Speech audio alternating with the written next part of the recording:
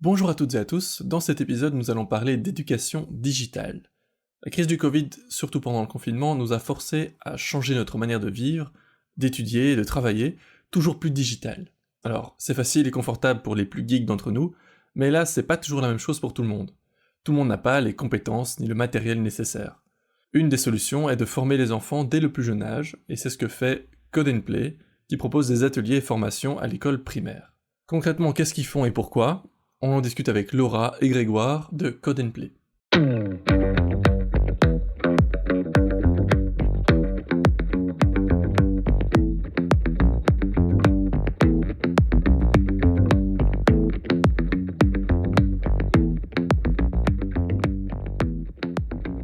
Bonjour Grégoire, bonjour Laura. Bonjour. Bonjour. Comment ça va aujourd'hui? Bien, Bah, plutôt pas mal, ouais, ça va, ça va. Vous survivez au télétravail? oui. Oui, oui. Non, moi, à la base, j'aime bien le télétravail, mais là, ça fait peut-être beaucoup. Mais voilà, on survit. Ouais. Moi, j'ai eu l'occasion de retourner quand même plusieurs fois au bureau pour donner des formations et pour emménager dans notre nouveau bureau. Ah, cool. Donc je suis un peu rafraîchi niveau voir des gens, le bureau, tout ça. Ouais. Moi, je vais voir le bureau lundi. Je suis impatiente de voir ça aussi. Tu l'as pas encore vu? Non, pas encore, Ah, non. cool. Mais voilà, on va avoir un bureau. Enfin, on a un bureau plus grand. Ah, c'est cool, ça montre que ça progresse. Ah C'est ouais, génial. ouais. C'est bien. Alors, on parle beaucoup ces derniers jours de la rentrée scolaire, et surtout une rentrée un peu particulière à cause du Covid. Mais est-ce que pour vous, la rentrée a été digitale? Pas vraiment, en fait. Moi, en tout cas, ma perspective, c'est qu'elle a été surtout, pandémique. Et qu'il y a beaucoup de et qu'il y a beaucoup d'écoles, en fait, qui ont mis l'accent sur essayer de faire, rentrer les enfants, dans les établissements dans des conditions qui restent à déterminer dans chacune des écoles et qu'au final, je pense que tout ce qui va être, numérique et cetera, ça va suivre. Pour le moment, ils sont tellement dans des rushs organisationnels d'essayer de faire Mmh. fonctionner le présentiel Ouais. qu'il y a pas beaucoup de place, en fait, pour le moment, à vraiment une rentrée digitale, numérique, dans Ouais. l'enseignement. Après, pour nos formations, pour enseignants, là, on est vraiment à une autre étape qu'on a commencé pendant le confinement et qu'ici, on continue, qui est beaucoup plus digitale. Du coup, une partie présentielle et toute une partie en ligne qu'on avait peut-être plus de mal à mettre en place avant avec des enseignants et Ouais. qui ici fonctionne bien. C'est vrai que pour la formation, pour la rentrée, disons pour notre rentrée en fait en matière de formation et de prof, et cetera, on s'est pas mal adapté et ça a un chouette succès et on continue à avoir des choses qui se développent bien. OK. Ben, c'est super parce que c'est exactement là que je voulais en venir. D'accord. Les formations, l'école et le digital, ben, on va parler de Code Play. Qu'est-ce que c'est Code Play? C'est une association, une ASBL qui existe depuis bientôt plus de 3 ans et qui a pour mission, de mener la transition au numérique, dans l'enseignement primaire. Donc la transition au numérique, c'est, de faire en sorte que les professeurs puissent être capables de donner des cours d'éducation au numérique dans le cadre scolaire. Pour ce faire, on a 2 pôles, disons, d'activité. On a le pôle d'activité, parascolaire où on va tester nos activités, directement avec des enfants. On va tester le contenu, on va regarder un petit peu ce qui se fait, un peu partout, dans le monde et on va essayer de trouver des chouettes activités, un fil rouge, qui vont mettre en évidence ces compétences numériques. Et alors ces activités qui sont alors testées en extrascolaire, en parascolaire, vont pouvoir, être réutilisées dans le cadre scolaire par la suite, par des instituteurs, des institutrices. OK. Commençons par le pourquoi donner ces cours et ces formations à cet âge-là, finalement. C'est assez précoce. On pourrait se dire que est-ce que c'est vraiment en primaire qu'on a besoin de compétences, digitales, quelles qu'elles soient? Oui, enfin c'est Nadine, hein, donc Nadine Cousin qui a créé Code Play à la base, qui elle a fait le constat, donc elle a fait des études d'ingénieur en informatique, et elle s'est rendue compte qu'il y avait en fait toute une logique à avoir et qui est pas facile à avoir une fois qu'on est déjà jeunes adultes ou adultes. Et voilà, en réfléchissant un peu, c'est que finalement plus on est jeune et notamment à l'école primaire, on a le cerveau qui est le plus adaptable, la plasticité cérébrale, on peut dire. Mmh. Voilà, donc c'est cette conclusion-là en disant, bah tiens, si dès l'école primaire, on peut déjà, comme quand on apprend une langue assez jeune aussi, plus on est jeune, essayer d'amener ça à cet âge-là, et on pense toujours plutôt à partir des secondaires, etc. Mais en fait, très vite, les jeunes vont aussi être exposés au numérique, donc autant, voilà. Et alors, une autre raison, et aussi là, parce qu'elle était la seule fille, je pense, de sa promotion, elle s'est dit aussi, mais pourquoi il y a si peu de filles qui font ces métiers, ces études numériques? Et donc, une autre raison pour le primaire, c'est que voilà, on est à un âge où il n'y a pas encore trop de stéréotypes ou en tout cas les petites filles se posent pas trop la question en se disant tout de suite c'est pas pour moi. Et quel que soit le milieu social aussi, le fait d'être dans l'école et dans l'école primaire, ça permet de toucher un peu tous les publics et que le numérique soit vraiment accessible à tous et toutes. C'est parfait, magnifique réponse, ça répond aussi à 2 questions que je voulais dire après. Alors du coup, quel type de connaissances, quel type de formation vous donnez? Je veux dire, qu'est-ce que vous apprenez concrètement à ces enfants? Pour les enfants, on a 3 thématiques principales qu'on travaille en parascolaire et qu'on développe en interne. C'est la robotique, la pensée informatique et la programmation. À cela vont s'ajouter des notions de littératie numérique, de manipulation d'informations, d'éducation aux médias et de bien-être numérique. Ça, c'est plutôt des choses qu'on va développer en partenariat avec d'autres associations comme Enfants Jeunes, comme Bibliothèques Sans Frontières, etc. Et donc nous, on essaie de se spécialiser, disons, dans la création de contenu pour la robotique, la pensée informatique et la programmation, parce que c'est là où on a la meilleure expertise dans l'équipe.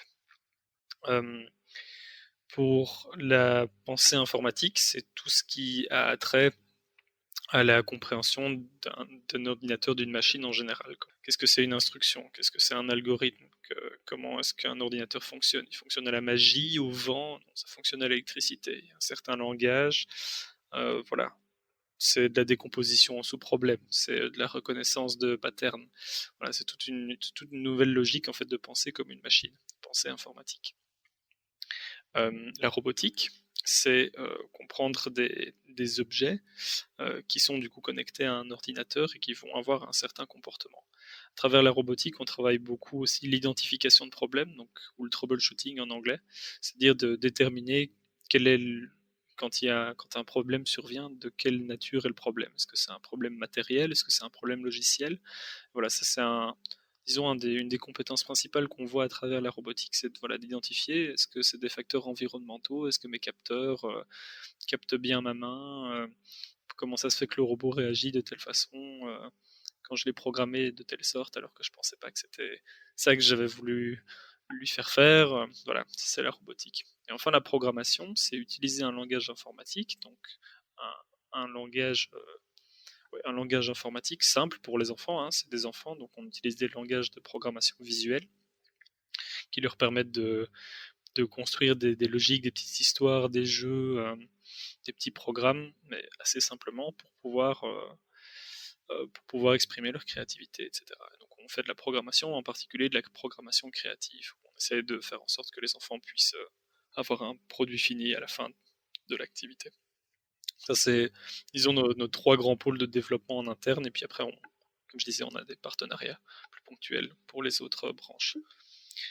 Donc du coup, le parascolaire, c'est quelque chose de récurrent. Et même en intrascolaire aussi, on design du coup des séances qui durent entre 50 minutes et 1h15 et qui ont justement vocation de revenir toutes les semaines et d'arroser un petit peu les enfants ponctuellement. On n'a pas une vocation de venir dans l'école et de faire une grosse activité de 4 heures qui serait plus de l'ordre de la sensibilisation. Là, c'est vraiment quelque chose où on essaie vraiment de leur apprendre quelque chose via le parascolaire et progressivement dans l'intrascolaire quand ça rejoindra le cursus dans le référentiel du tronc commun dans 3-4 ans en fait. Et quel feedback, quel retour vous obtenez des enfants? Oh, ils sont contents en général, enfin ils s'amusent. Déjà sur ça on s'appelle Code and Play aussi, c'est l'idée vraiment du jeu en général. Et donc dès qu'on arrive avec un petit robot dans une classe ou que l'enseignant arrive avec ça, ils trouvent ça génial. Et même les formations qu'on fait pour enseignants aussi, il y a toujours ce moment où on déballe les robots et tout le monde a l'air admiratif et content, même quand c'est des adultes. Voilà. Les enfants sont assez contents et même quand on est sur une partie plus programmation avec Scratch ou des choses comme ça, ils sont sur l'ordinateur, mais ils sont vraiment en tout cas tous captés en général, quel que soit. Et alors ils doivent travailler aussi par deux. et en groupe parfois aussi. Donc ça, c'est pas toujours simple, surtout quand on est face à des jeux ou des ordinateurs, mais en général, ils arrivent quand même à s'organiser. Et donc là aussi, on peut leur proposer qu'il y en ait un qui fasse le pilote du robot, pendant que l'autre s'occupe plus de l'ordinateur, de leur donner un peu des rôles aussi. Enfin voilà, il y a la dynamique qui est intéressante aussi. C'est vraiment chouette de donner ce genre d'activité. Et comme tu disais, avec les adultes, c'est quelque chose de nouveau aussi, qu'ils n'avaient pas en primaire, qu'ils n'avaient pas nécessairement à leur âge. Et donc, du coup, en formation initiale comme en formation continue, quand on a des étudiants instits ou des instits qui découvrent, c'est toujours « Ah, waouh, je savais pas que ça existait, c'est trop chouette !» Et qui s'amusent trop, ils se mettent... ils jouent avec les robots et c'est trop fun, quoi. Ouais, c'est chouette. Et en quoi consistent les formations là pour les profs ou les instits?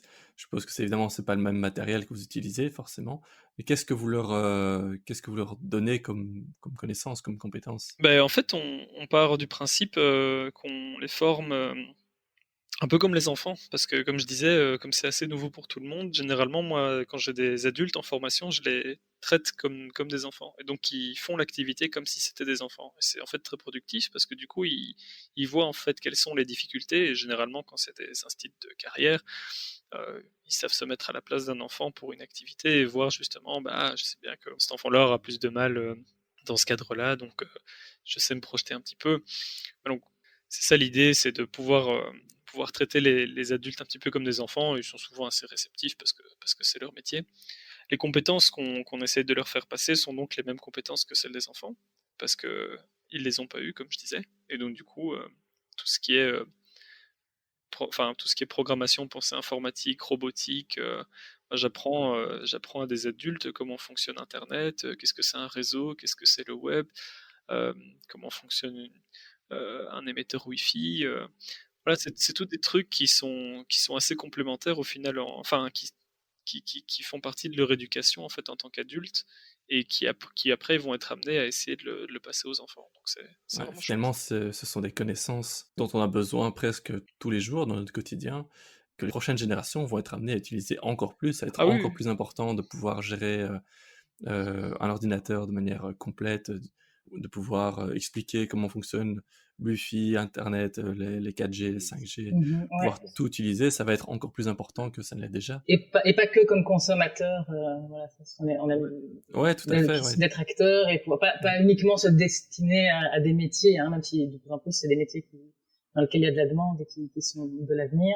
Mais même si on travaille pas là-dedans, de comprendre comment ça fonctionne et de pas être bêtement, entre guillemets, un utilisateur, consommateur passif.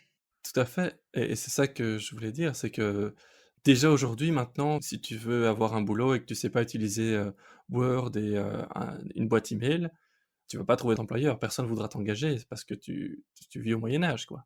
Peut-être qu'à l'avenir, ce sera essentiel pour trouver ton boulot, quoi. C'est même pas des peut-être, c'est juste une évidence, on va vers ça et c'est pour ça qu'on veut équiper tous les enfants et c'est pour ça que notre vocation en fait elle se passe dans le milieu scolaire et pas juste dans le parascolaire et l'extrascolaire, c'est que pour nous c'est des compétences et pas que pour nous, hein, pour l'Union européenne, pour les référentiels de compétences à venir, Ouais, pour la réforme du tronc commun, tout ça c'est des trucs qu'il faudra absolument apprendre à tout le monde, que ce soit des électromécaniciennes à des juristes, à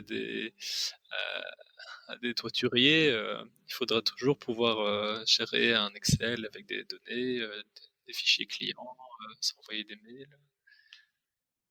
Ouais. Et ce qu'on se dit nous souvent aussi, même en dehors de l'utilisation du numérique, même tel quel, la logique et voilà, la pédagogie qui est aussi derrière est intéressante parce que c'est vraiment une manière de penser aussi par essai-erreur. Et même dans l'enseignement, est intéressant de mettre les enfants face à un petit défi à résoudre en fait. Et donc ils testent, ils regardent si ça marche pas, hop, hein, avec les petits blocs de programmation et ils se rendent compte ah ben celui-là ça va marcher, ça va être trop bien. Puis paf, en fait le résultat c'est pas ça. Donc là il faut essayer de comprendre pourquoi ah ben oui. Enfin voilà, c'est vraiment une chouette logique, une chouette voilà, façon d'apprendre aussi qui peut même servir pour d'autres matières. Voilà, c'est très riche, je trouve, plus que uniquement apprendre le numérique. ouais, ouais. Du coup, en matière de matériel, est-ce que vous avez parfois des problèmes quand vous voulez expliquer quelque chose aux enfants, mais que pour ça vous avez besoin qu'ils aient tous une tablette ou accès à un ordinateur? Comment vous affrontez ce genre de problème si ça existe? On a une série d'ordinateurs qu'on peut prêter, louer aux écoles. Mais ce qu'on essaie de faire nous le plus possible, c'est que dans l'école, il y ait une solution qui soit trouvée. Bon, maintenant avec la crise sanitaire, etc., on sent qu'il y a vraiment cette démarche-là, mais avant ça, c'est pas toujours évident au sein d'une école d'avoir quelque chose qui fonctionne. Donc on est là un peu pour aider aussi, mais on peut aussi proposer des solutions. Les écoles sont rarement les premières à être hyper sophistiquées avec la dernière technologie, et du coup, des ordinateurs efficaces pour tout le monde, c'est pas forcément garanti. Ou alors ils ont des choses qu'ils n'utilisent pas, comme il y a pas mal d'écoles, parfois il y a des TBI ou des ordinateurs, mais qui restent là dans une salle où Ouais, personne ne va, ou des TBI qui sont utilisés juste pour regarder des films, c'est quand même pas très intéressant finalement. Ça, c'est un problème d'équipement qui est différent en région wallonne et à Bruxelles. Il y a deux politiques en fait différentes. La région wallonne investit massivement dans l'équipement, donc tu vas te trouver en fait dans des écoles qui ont effectivement du matériel informatique, mais qui n'ont pas la formation pour, alors que dans des écoles bruxelloises ou qui sont généralement plus fréquentées déjà, donc il y a plus de volume et donc c'est plus compliqué de mettre certaines choses en place au niveau des locaux aussi. C'est difficile de trouver de la place. Là, on va avoir moins de matériel, on va avoir moins de moyens aussi parce que mhm, l'accent n'est pas mis au niveau régional à l'équipement et ni à la formation. Et donc, du coup, voilà, nous, on essaye de proposer des solutions. On n'est pas spécialisé, on n'équipe pas les écoles, c'est pas notre mission principale, mais voilà, on a des contacts avec Brurec, avec différents partenaires. Quand on voit une école qui est mhm. motivée pour lancer un projet numérique, un nouveau plan de pilotage, on discute avec la direction, on dit ben voilà, avec tel budget, vous pourriez avoir ça, et avec ce matériel-là, nous, on s'engage à l'utiliser au moins 1, 2 fois par semaine, et à former vos enseignants à ce matériel pour que dans 1, 2, 3 ans, toute votre équipe elle soit confortable avec du nouveau matériel, quoi. C'est pas. Ouais. Ouais. Ouais, c'est ça, il faut que ça convienne à l'équipe. Parce que je sais, par exemple, l'autre fois, j'ai l'exemple d'une école où nous, on conseille plutôt des ordinateurs et pas spécialement des tablettes, mais qu'en fait, la directrice disait, oui, mais moi, dans mon école, en fait, les enseignants préfèrent des tablettes. Ben, nous, on s'est dit, bah, alors faisons ça, parce qu'il faut après que ce soit le corps enseignant qui Ouais, s'approprie bien tout. sûr. On a Donc voilà. Nous, on n'a pas de contrat d'exclusivité sur des tablettes, des Chromebooks, on n'a pas de partenariat, même les robots éducatifs, on les choisit en toute transparence. On a fait un webinaire récemment que je vous invite à voir sur la comparaison entre les différents robots éducatifs. Voilà, on pousse pas nécessairement pour un matériel, on essaie de choisir ceux qui ont le plus de sens, ceux qui sont plus facilement déployables dans les écoles. Mais voilà, s'il y a des profs qui disent ben voilà, j'ai envie d'utiliser tel robot parce qu'on en a acheté l'année dernière et que personne l'utilise ou que je suis plus confortable sur des tablettes, ben on fonce, on y va, nous on apprend aussi et on essaie de former alors les profs parce que on a quand même des gens compétents dans notre équipe qui peuvent s'adapter à ce genre de Mhm. situation. Et alors, tu as mentionné justement la crise Covid et que c'était finalement encore plus compliqué pour les écoles. Euh, Comment ça vous a touché, vous, le fait que les écoles soient fermées comme ça et que maintenant il y a probablement plus de précautions sanitaires qui sont utilisées dans les écoles? Ça va modifier vos ateliers? Comment vous êtes arrangés? Donc la question, elle est en deux, enfin moi je la sens en deux parties. Et la première partie, comment est-ce que ça vous a affecté sur le passé et comment ça va affecter nos activités futures. Pour les activités passées, bah, on a dû annuler une partie des parascolaires à partir de Mhm, mars. Et voilà, c'était compliqué parce que les enfants s'attendaient à avoir des activités. On a proposé des activités en ligne. On a proposé un petit jeu concours, on a donné des ressources en ligne pour les profs, des événements communautaires pour les instits et les animateurs, animatrices qui nous accompagnaient jusque-là. On a un peu pris ce temps aussi pour parfaire un petit peu notre contenu de cours et se préparer pour la rentrée. On travaillait plus remote et on a essayé d'être plus stratégique en fait pour préparer cette rentrée. Et là maintenant la rentrée, la plupart des écoles sont en zone jaune, donc ça veut dire que les mesures d'hygiène doivent être respectées, que la prudence est de mise, mais que les directions peuvent autoriser des parascolaires qui sont considérés comme des activités essentielles de l'école, ce qui est une chance. Donc là on a lancé des inscriptions dans une quinzaine, vingtaine d'établissements.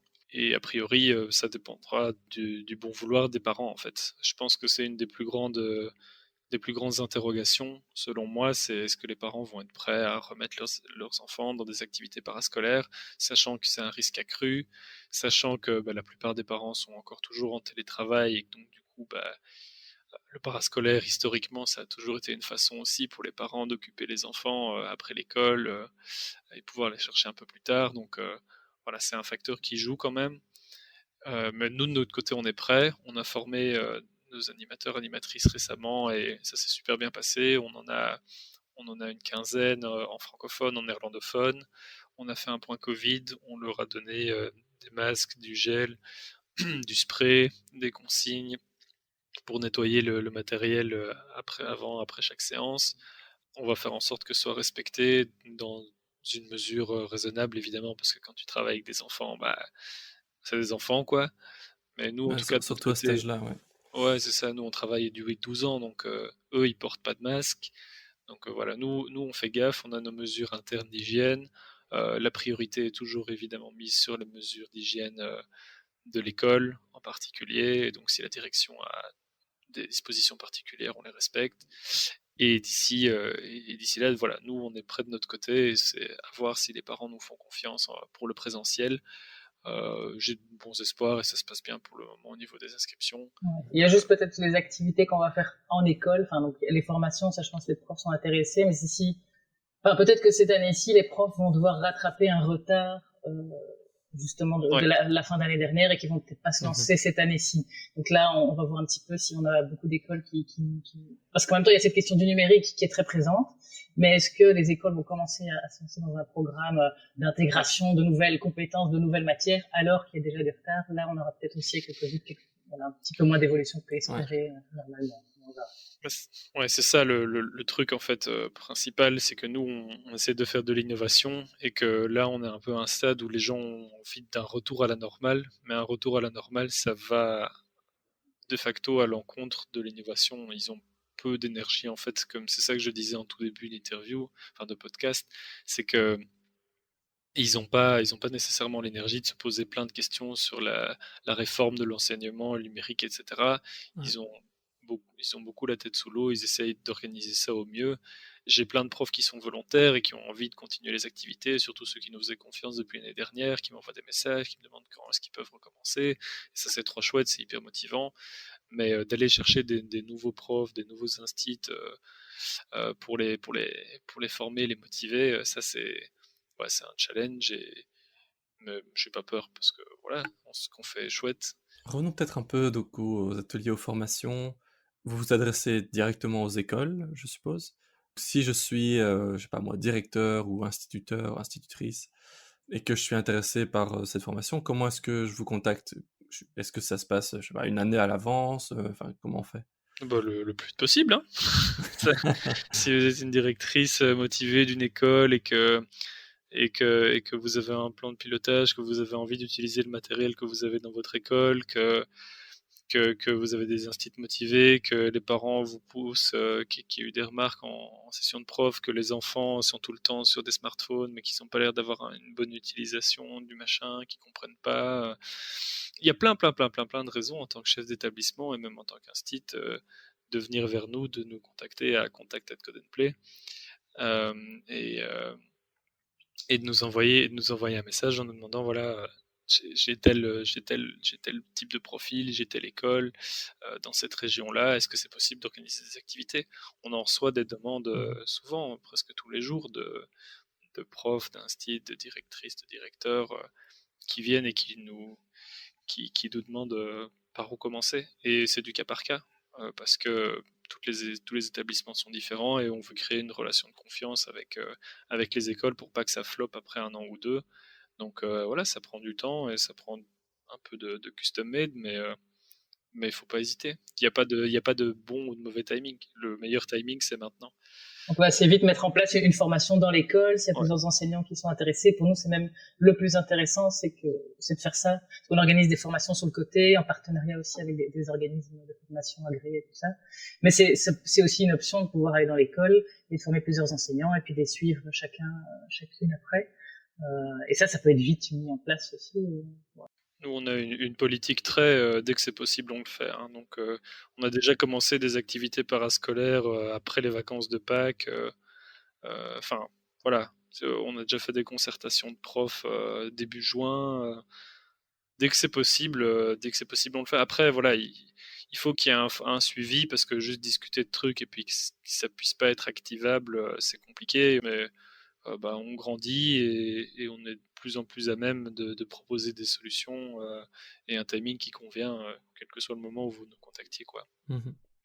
Ok. Et est-ce qu'il y a une sélection dans les écoles? Est-ce qu'il faut que ce soit par exemple une école uniquement à Bruxelles ou en région wallonne? Est-ce que ça doit être une école publique? Ça peut être une école privée? Il y a un nombre limite d'enfants ou un nombre maximum d'enfants? Non, tous les enfants, ils ont besoin d'être formés. D'ailleurs, c'est même un combat, on entend souvent parler de fracture numérique. Donc, la différence entre les écoles qui ont les moyens d'organiser un parascolaire chez eux et les écoles dont les parents ont du mal à soutenir ce genre d'initiative. Voilà, nous, on fait de la discrimination positive. On est financé aussi en grande partie par un fonds fédéral qui nous pousse à donner des activités dans des milieux socio-économiquement défavorisés. Mais on fait tout, en fait. Parce que, enfin, selon nous, il y a une urgence et on essaie d'y répondre. On essaie de fonctionner dans des groupes en dessous de 12 enfants. Donc, quand on organise du parascolaire, c'est en dessous de 12. Quand on va en intrascolaire, on fait des demi-groupes, on s'arrange entre profs, ils s'échangent une moitié de classe pour pouvoir faire les activités. Euh, mais les contraintes, en fait, elles sont simples. On a besoin d'un local et d'une connexion Internet. Mais donc voilà, nous, nos pôles principaux, c'est aux alentours de toute la région bruxelloise, dans un rayon de 50 km autour de Charleroi, parce qu'on a une super collaboratrice, Iman, qui s'occupe de ce pôle-là. Et de même pour la région néerlandophone, aux alentours de Alost et Gand, on a une collaboratrice, Soutkin, qui s'occupe de toute la partie néerlandophone.